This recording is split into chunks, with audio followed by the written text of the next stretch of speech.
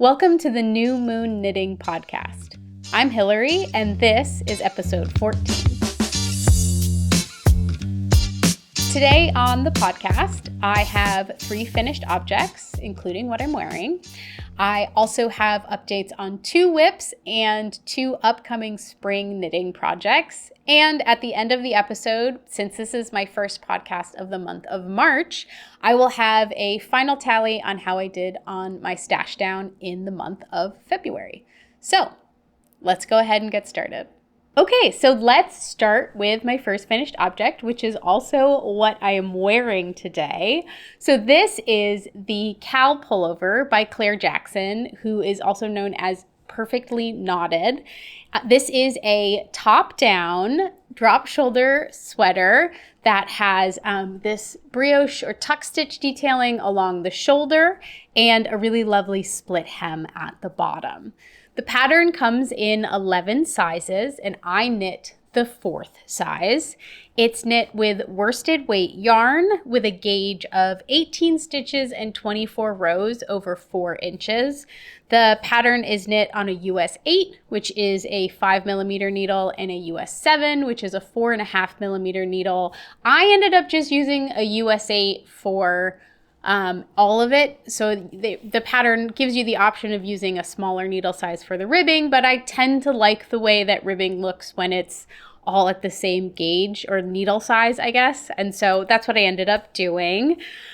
The pattern recommends a couple of treehouse yarns for this. I ended up using Cascade 220, and this color is called, let me get a little closer, Tiger Lily. So it's this really bright reddish orange. And yeah, I think it's pretty true to color on camera. Like it might be just a teeny bit more orange on camera, but it really is this like bright and lovely color. I will say the yarn did bleed a little bit when I was blocking it. That's not a problem I tend to have with Cascade yarns. They usually are pretty, like that color is pretty locked in there. But I think maybe just because of the saturation level or the dyes required to make this color, it just bled a little bit. So if you like this color as much as I do, but you're thinking of doing it in like a color work with like a white yarn, pairing it with something lighter, I would really recommend using color catchers. I wouldn't say it was like overwhelming. It just was like the water was pink when I was done. There's definitely a tone to it. And so yeah, just keep that in mind if you want to use it. But I do love this color. I think I've mentioned it, like we're moving into spring, but it's been like a very cold and dreary and dark and gloomy winter. And every time I pulled out this pattern to work on it, the color was so bright and so vibrant and just like such a nice change of pace, and really like it just brightened my day every time I got to work with this yarn. And I never thought I liked wearing red. I had a really hard time finding reds that like brought me joy to wear. I don't want to say they didn't look good on me. You know what I mean? Like I don't want to like put that kind of label on it. It's just like I didn't have any reds that I liked wearing. I didn't like the way they looked on me. They didn't bring me a lot of joy when I wore them. But last fall, I tried like a hat in a similar kind of red color. And I was like, oh no, I do think like this like red orange is like the one red that makes me so happy to wear. And I really do like the way it looks. And so I'm so happy now that I have an actual garment in this color that I love. So I pretty much knit this to pattern. The way this is constructed is you start by knitting flat and you do your short rows, then you join and you knit in the round until you get basically to the sleeve split, and that's where you do this little brioche or tuck stitch details. You're just doing one single brioche stitch along the hem. It creates like a kind of like a false hem here, but I think it's just like a really nice little detail to add to this sweater. Then you join back in the round after you knit the front and the back for the sleeve holes.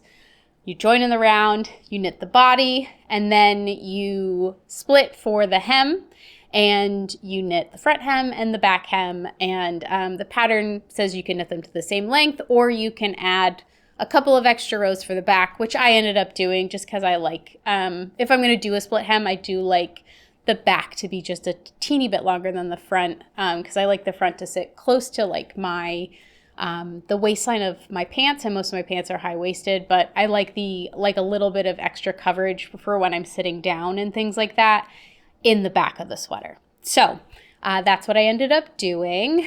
Then I just knit the sleeves as written. I do like the length of the cuffs. I actually don't remember if this is what the pattern called for. I just knit the cuffs until they were the length I wanted them to be. But I like a little bit of a longer cuff on a sweater. I will say like the sleeve is not tight. It's like, I think it's a good size. Would be very comfortable to wear a shirt underneath, even like a collared shirt, something like that. But it does have some decreases, so it's not like an oversized sleeve. It fits. This one's rolled up a little bit because of my watch, but like I do think it sits really nicely like right at my wrists. So low risk of me getting them like dirty, which is always nice. But yeah, so that was the sleeve construction. And actually, before you knit this, go back to pick up the sleeves, you do knit the collar. And I ended up doing my collar twice. So the first time I knit it, I did it according to pattern, which is just you do ribbing for X amount of rounds, and then you bind off. So it's just a single layer. And the way that the collar was sitting on me when I finished it, it was bending out quite a bit, and it wasn't quite long enough to be like a turtleneck where it would like start to kind of ease in towards my neck. Like I said, I didn't go down a needle size. I also kind of bound off. I used an Italian sewn bind off, and I just did it too tight. So like getting it on was a pain. And it just, like I said, it wasn't sitting the way I wanted it to. So I ended up ripping it out, and I did a double folded collar. And I like the way this is sitting a lot more. I think it looks a lot more finished and a lot more polished. It is still, like you can see, it's definitely wider than my natural kind of neckline is, and it creates where the shoulders meet, it creates a little bit of almost like a funnel shape to it. So it's not quite like a tight crew neck, but I think if I don't I really don't mind that shape in here, especially because it looks more intentional, I think, with the folded over collar, this kind of shaping. If I really don't like it, I think what I can do is I have some elastic. I can just run some elastic through it, and that should kind of like tighten it up just a little bit so it sits a little bit more like a crew neck. But really, that's like a very minor thing. I really enjoyed working with this pattern. I thought it was very well written. I do not do a lot of like drop shoulder patterns. I am a raglan girly. I love raglans, and I do mostly raglans. But this was a really nice, I think, drop shoulder pattern, and it was easy to follow. Like I said, I really love the little details that Claire has added to this just to make it feel like a little more special, like the brioche stitch along the seam line of the shoulder, and also the details in the split hem is really nice. So I think I would knit this again, maybe like in a neutral color, because this is obviously very bright. I did really enjoy knitting it, and I think it's the perfect kind of shape that I wanted. So when I cast this on, some folks might remember, basically I cast this on because I had started on another sweater and I had knit the whole body and I didn't like the fit of it. No, not really, I don't think a problem with the pattern or anything. It's just, it was fitting very tightly on me, and that just wasn't what I wanted from that specific garment. I don't usually I like a sweater with positive ease.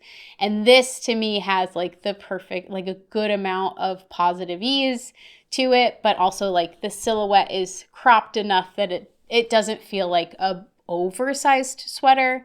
So yeah, I really like the fit of it. I'm happy with the size I chose. I was in between a 3 and a 4, so I went up to a 4. And yeah, overall, this was like a great project. I finished it, I think, on February 27th. So right in the nick of time for Finish It February. And yeah, Great project, would knit again. This is the Kal Pullover by Claire Jackson, or Perfectly Knotted. All right, so let's move on to my other finished objects. So the first item is my Stella Quilt cushion by Laura Penrose. This is a garter stitch pillow cover that uses modular knitting to create this lovely quilt motif. The pattern is written for DK and Aran weight yarn. I knit the DK weight version, and the pattern calls for using a US 6, which is a 4mm needle. I ended up having to size down to a US 5, which is a 3.75mm needle, in order to get gauge. The pattern, I think, recommends some Filcolana yarn. I ended up using a couple of yarns from my stash, some Solitude Wool Icelandic. Actually, let me show you, and then I can point out what it looks like. So this is my finished object. And yeah, so the yarns I used, this, and this are Solitude Wool Icelandic, which is a 100% 2-ply Icelandic wool yarn. This was from a company called Tidal Yarns. My band did not have a yarn name or color on it, but I think it was a little bit closer to like a worsted weight, but also 2-ply yarn. And then the white is Cascade Eco Plus Hemp, which is an 80% Highland wool, 20% hemp blend yarn. So those are my colors, and this is how my pattern came out. So I really love the way this motif knit up. The pattern, I think, uses 8 colors, but since I had 4 contrasting colors, I just used each one twice. I had mentioned when I was working on this that my goal for this was to really use up all of my stash, or to use as much of these colors as I possibly could. And I was a little concerned that in the original pattern, the back of the pillow is all just in the white color, and I was gonna have a lot of leftovers of like my little skeins, and I was like, I really want to try to use up as much of that as I can. And so I wanted to do something different with the back. And I had asked people, and people came up with some really good ideas of ways to use up the yarn. And so I ended up looking up like some other quilt motifs, and I found one that was basically like the opposite of this, kind of, and that's what I ended up doing on the back. So this is what the back of my pillow looks like. So yeah, so I ended up doing the whole star in white, and then I did chunks of blocks of the colors around the end, and it creates like, it's the same pattern, it uses the same pattern, but it creates such a different, I feel, look to it. Like, this is so different to me from this. And candidly, like, I think Laura knew what she was doing when she made this, because I think this does look a little bit nicer. It just looks more balanced to me, but I'm still very happy with how this came out. And I did end up using, I think, almost all of the yarn. I think I have less than like 7 grams left of all of the Icelandic, and I have about half. I had like 100 grams of this and 50 of the other one, so I have a bit more left of this, but enough to do like another project. So yeah, I'm really happy with how much yarn I was able to use and how this sort of like change to the back turned out. I will say, like, this project was not necessarily like a joyful experience the whole time. I feel like the front went pretty quick, but because I gave myself this like additional challenge, the back ended up being a little bit of a slog. So this is way bigger than like in my brain I thought a pillow would be, I laid it out like on top of this sweater, and it's essentially like knitting the body of a sweater. So this was like a lot of knitting to get through. And because you're doing these blocks, it's not quite mindless knitting, like you're constantly have to be aware of where your decreases and increases are and which pickups you're doing on which different block. There's 4 different constructions for the different types of squares depending on the direction that the square is supposed to go and its location within the pillow. And so, yeah, so, and I don't love garter stitch. Like, there's nothing wrong with it. It's just not like my favorite thing to knit on. So, yeah, it definitely felt like, and I was rushing a little bit too, because I had set this arbitrary deadline to finish this by the end of February, and I really wanted to do that. And so it just felt like I had to work on this, and I had to work on it at a pace that like was not that enjoyable. So I'm very happy with how it came out, but like, I don't think I would knit another one, at least not like with this whole back panel again. So, and again, that's nothing wrong with the pattern. And I did really enjoy the first time I did it on the front. I think I set myself up for less than success by changing the back. So I ended up I said at one point I wanted to add a zipper, and I still think I might, but I needed to like step away from this. I just needed to be done with this for now, you know? And so I just ended up kind of loosely stitching along the top with a strand of yarn that I can kind of easily pull back when I'm ready. And so at some point in the future, I will probably go back, rip that out. And also I think I just ended up using a pillow insert that I had, and I think it's a little thin for the size of this. Like, it's the correct dimensions, but it's not a very like puffy, nice pillow insert. So I might at some point upgrade to like actually purchasing a pillow insert for it. And when I do that, then I'll fix the zipper. But all that said, I do think it's a successful project. I put it on a chair here in our living room, and my husband was using it last night, and he said it's very comfortable. And so, yeah, and I think it looks really cute in here as well. And so, yeah, overall, very happy with how my Stella Quilt cushion by Laura Penrose turned out. And my last finished object this week is the Scarlet Headband by Ella Balance. This is a one size headband with a really nice little twisted detailing where you attach the two ends. The pattern comes in only one size, but it is a free pattern, and the gauge is 21 stitches and 28 rows over 4 inches, and it's knit for DK weight yarn and a US 6, which is a 4mm needle. I ended up using a sock yarn held double. So yeah, so let me show you. So this is my headband. So this yarn is from Cesium Yarns, and it's called Honey Honey. It is their merino sock. So it's a 75% merino, 20% nylon sock yarn. And oh, it's got so many fun, beautiful colors in it. I saw this skein and I like fell in love with it, and I purchased it, and then I kind of had to take a hard look and be like, honestly, like I'm not going to wear a garment out of this. It's not going to fit into my wardrobe, but I want to create something that I can wear often and really, I don't know. I didn't want to just put this in socks, I guess. Like, I wanted to show this off to the world in a way that maybe my socks don't always get to see. And so when I found this headband pattern, I thought this was a really good fit. I made the headband mostly because the weather's getting a little nicer, and so I'm doing more outdoor activities, like athletic-ish activities. Like, I've been running and walking my dog for longer outside, and yeah, because it's warmer, but my ears still get kind of cold. And so I wanted like a headband that I could wear when I'm outside doing outdoor activities, and this one is such a great fit for that. So I knit this, the way you knit this is really simple. Again, it's a free pattern.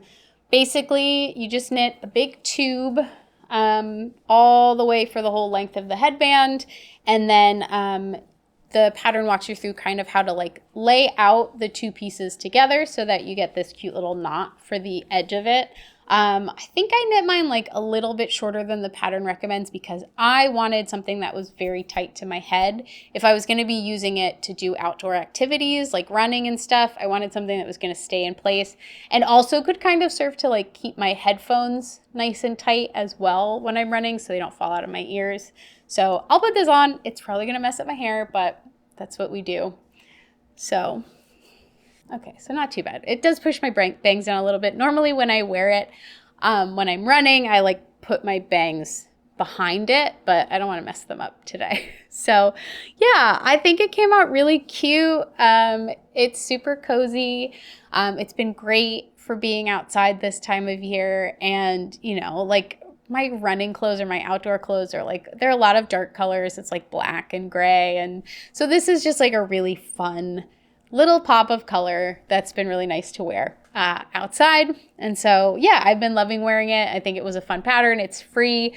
Like I said, it only comes in one size, but I think if you kind of know the circumference of the head that you're making this for, you could certainly like adjust it to fit different folks a little bit better. And yeah, it's great. It's a great little pattern, and I enjoyed making my Scarlet Headband by Ella Balance. All right, so let's go ahead and move on to WIPS. I have 2 WIPS this week, and they are both socks. So the first pair of socks I have an update on are my rib socks with strong heel by Danielle Elsbeth. This is a cuff down all over rib sock with a strong heel construction. The pattern comes in 4 sizes. I am knitting the 3rd size, and it is knit on fingering weight yarn. The gauge is 32 stitches and 44 rows over 4 inches. The pattern recommends a couple of different fingering weight yarns. I'm using a Zobber ball. This color is 2248. There we go. It's got like blues and purples and yellows. And last time I showed off my half-finished object. So I had finished one of the socks. There are feathers on this. I don't know how. But yeah, I had finished one sock, and I really thought I was going to finish the second sock in Finish It February, but I ran into a little bit of a snag. So I had knit, I would say 3/4, so like 80% of the second sock. And when I was knitting the cuff, I was like, there's a lot more contrast between the colors in the second one. So I'll put a picture up, but like the first sock I made was there was not like clear striping. It was like definitely like a softer fade between the colors. And then in the second sock, there was like much clearer stripes in that cuff. But I've never used a Zobber ball before. And so I was like, well, maybe, you know, just whatever. Maybe I don't have any control. This is just what the yarn's like. Maybe the sock's just going to look really different. It's okay. Just keep going. And it wasn't until I was like almost done with the sock that I realized the last quarter of my ball of yarn was much more subtle in its color changes than the quarter of the ball of yarn I had used to knit like the cuff and things like that. So I ended up ripping out the whole sock and winding my ball of yarn the other way so that I could use that more subtle color variation on the cuff. And then if my foot of it has like bolder striping, I'm not as concerned about it. These are also like, they're not really like a gift, but I am giving these to my mom. And so I want her to have a pair of socks that like look really nice. And I just think they'll look nicer if I do them this way. And so anyway, I ended up ripping the whole thing out and starting the second sock again. And so I have not made a lot of progress because I was heads down on my other Finish It February projects, but I did cast it on and I did maybe like 20 rounds. So yeah, this is what the second sock's looking like right now. Let's see. So yeah, I think even with, hang on, there we go. Even with just like the couple of rows, you can see like it's definitely more subtle. It also starts with the blue, which is really nice. So like they're not perfectly aligned, but they do start with the same color. And so I'm hoping like the color changes just match a little bit better now that I've made this change. But yeah, I talked a lot about the sock construction in my last video, and when I finish it, I'll definitely talk more about it. But yeah, I just wanted to give a quick update on that. So that did affect my stash total updates, which I'll talk about in a couple minutes. But it's better, I think, to do it the right way than just like get it done to say that I finished a certain amount of projects in February. So yeah, anyway, that's where I am with my rib socks with strong heel by Danielle Elsbeth. My next WIP is another pair of socks, as I mentioned. These are my first spring cast on. They are the Color Palette socks by Laura Moritz. These are a cuff down sock that has blocks of different colors separated by sections of twisted rib. The pattern only comes in one size, but it is a free pattern and the recommended size is a women's medium. I actually ended up adding a couple of extra stitches. So the cast on amount is 64 stitches. I used 68 just because I ended up going down a needle size to get a little bit smaller of a gauge than is recommended, but the kind of texture of the fabric of the yarn that I like for a sock. Speaking of, the gauge is 35 stitches and 47 rows over 4 inches, and the pattern calls for a US 1.5, which is a 2.5 millimeter needle. I am using a US 1, which is a 2.25 millimeter needle. The pattern recommends Filcolana Arwetta. I am using Cascade Heritage, which is a 25-75 sock yarn, and I'm using 2 colors. The pattern originally uses like a whole palette of like mini skeins, aka color palette socks, but I'm just using 2 colors. So for my base, I'm using this white color from Cascade Heritage, just like a real standard, and then the second color I'm using, this is called Highlighter Orange, also Cascade Heritage, and then these are what they look like together. I've had these in my stash for a very long time, and it just reminded me of like a creamsicle, which is a lovely summer treat and great colors to get me excited for warmer weather. So I did make a little bit of progress on this over the past couple of days, and here is my sock so far. So the way that this is constructed, as I mentioned, it's cuff down. And so you start with rows of twisted rib for your cuff, and then you do your first block of color. And then in between each block of color, there is a couple of rows of twisted rib, which I think creates, to me, something that feels a lot like birthday cake frosting. Like, I think these socks would be so cute if you were going to do like a single color like I did in like a soft pink, like a strawberry pink, because it just reminds me of like a fancy birthday cake, the way that the twisted rib sits in between the little sections. So far I'm happy with the pattern. It's well written. This is all charted, so you can follow along in the different sections. I do think that the colors are coming together well. I do think the sock definitely would shine with different colors, but I think this is going to look nice. And yeah, like I said, I added a couple of extra stitches just to make sure it fits well. And I'll have to take that into account when I do my heel flap and my heel turn. I'll just have to remember not to do that exactly to pattern and instead to make sure that I'm accounting for those additional stitches. And I think that's all I want to say about that for this week. So yeah, so far so good on my Color Palette socks by Laura Moritz.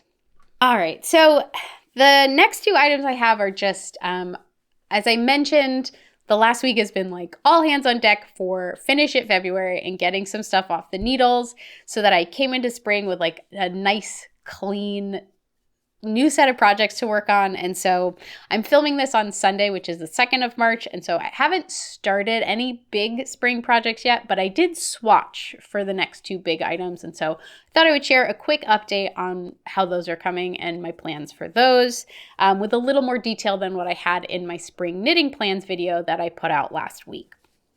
So the first one is the Antanilla cardigan by Esti Wongo.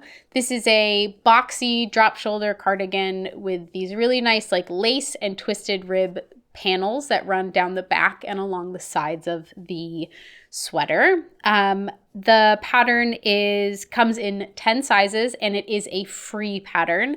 It was released in conjunction with Hobby to promote their Hobby Garland line of yarn. And so it's a very well written pattern, but it is free, which is a unusual thing to find sometimes for sweaters. So I'm excited to knit this up. The gauge is 17 stitches and 26 rows over 4 inches in stockinette. And then I think the gauge for the lace is 18 stitches and 26 rows. But it's definitely 18 stitches and 26 rows. It's knit on a US 6, which is a 4mm needle, and a US 4, which is a 3.5mm needle.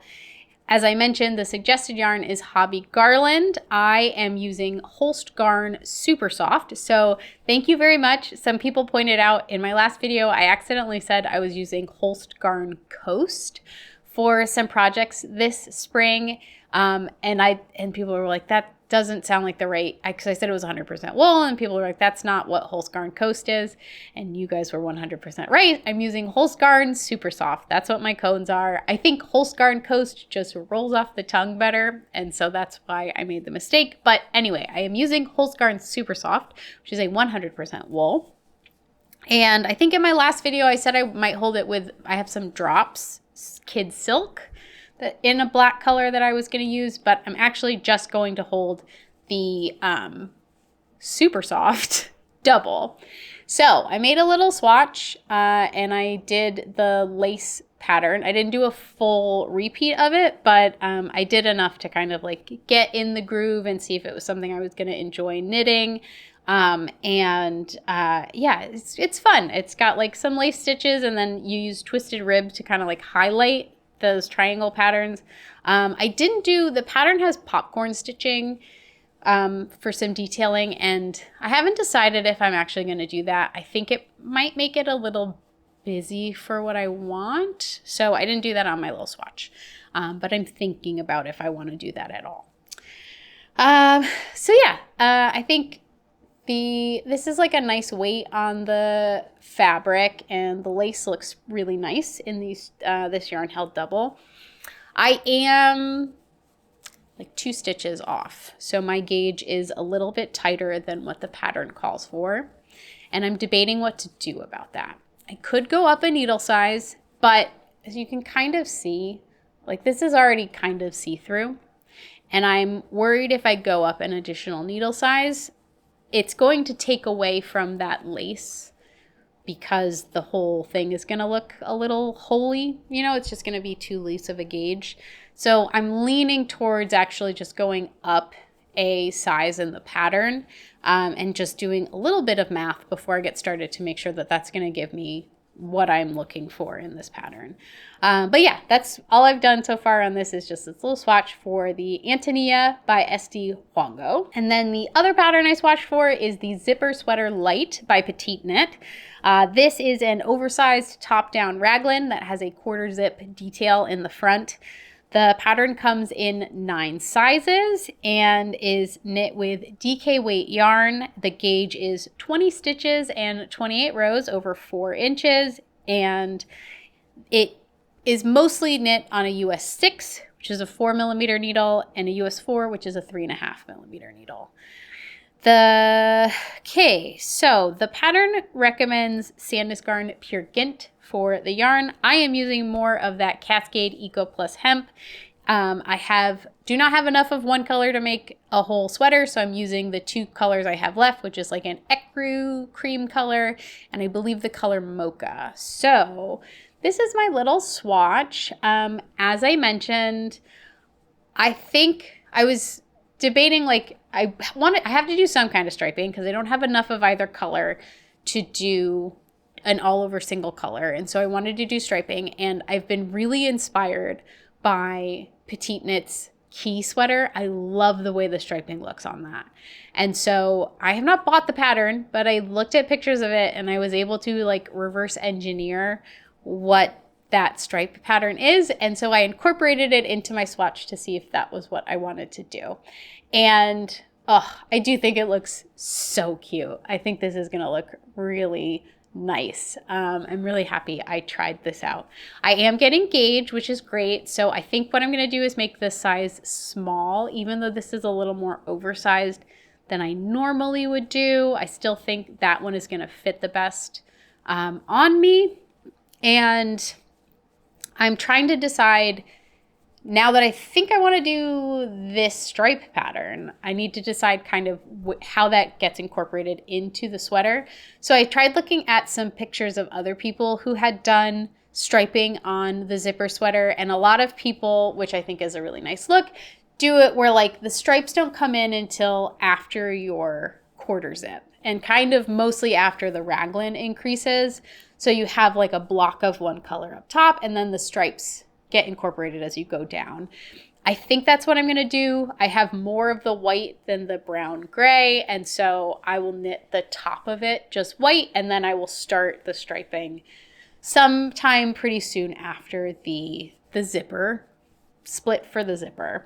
I think because of that, I don't want these stripes to be equal. So in the key sweater, it's like an Aran weight. It's a heavier weight sweater, and so it looks really nice and balanced with these stripes being the same size. But I think if I have a big swath of white and then I do stripes, I think a lot of times those stripes look better if they're a little bit smaller and a little bit thinner than like the stripes of the main body color. So what I'll basically do is like whatever number of stripes or rows are in this brown gray stripe, I'll probably do like 50% more. So like if this is, 5, this will be, oh, actually I'm not going to do that math on camera, but I'm just going to make it a little bit wider so that the stripes stand out as stripes and not kind of just like, is it a white and brown sweater? Is it a brown and white sweater? Like make it very clear it is a white sweater with gray-brown stripes. So yeah, that's going to look really cute. My zipper sweater light inspired by the key sweater, both by Petite Knit. All right, so the last thing we have today is an update on my stash down. So my February totals are in. I finished 3 objects in February, all of which I showed off in this episode. So the Stella Quilt cushion, this Kal Pullover, and my Scarlet Headband were all finished in the month of February, which means I counted all of the yarn used for those projects within my February totals. Rounded to the closest whole number, in February, I used 1,632 yards of yarn, or 683 grams. So definitely my totals were a little bit lower than I think in January. January is just like a big finish it month, and I had some I had some things that used like 2 strands of yarn and things like that, and so it's a little bit lower. Also, the Cascade white color, the Eco Plus Hemp white color, is in stash kind of limbo. So it was in a project when I did my stash down. And so it never got included in my stash totals because it was in a project and then I just started picking it up to use in other projects. So I never went back and like added it to my stash because it never really went back into my stash. It's always been like planned for projects. But it also means I can't count it against my totals. And, at this point, I'm pretty sure my zipper sweater is going to use the rest of that white color. So I don't know. I'm fine with just like keeping it out of my stash totals and just accepting that like some of the numbers for some of these projects are lower than what you would expect because that yarn never made it into my stash totals. But anyway, still good numbers. I'm happy with it. And also because I didn't finish my socks, I really thought I was going to finish that pair of socks. I had included that in like my winter totals in my spring knitting plans video. And so that didn't get finished, but those will get finished this month. And that will be like another 400 plus yards and 100 grams out of my stash. So I'm happy about that. I don't foresee me purchasing any yarn in the month of March, which is good. Should be a pretty quiet month. And finally, so my totals from when I started, I have used 2,455 yards or 1,909 grams. So almost at 2,000 grams. Will be there when I finish the socks, basically. I have quite a few projects planned that should use up some yardage and some grams. So it's moving in the right direction now. If I can use, 1,000 yards every month, I would be at my total by the end of the year. So we'll see. It's fine. It's happening. It's moving in the right direction. I'm happy with it. And that is all that I have for today. So if you liked this video, please feel free to go ahead and give it a thumbs up. And if you want to see more of what I'm doing, please go ahead and subscribe to my channel. I try to put out a video every week or every other week. So I have lots of updates on some of the cool things that I am working on. Thank you once again for tuning into this video, and I will see you in the next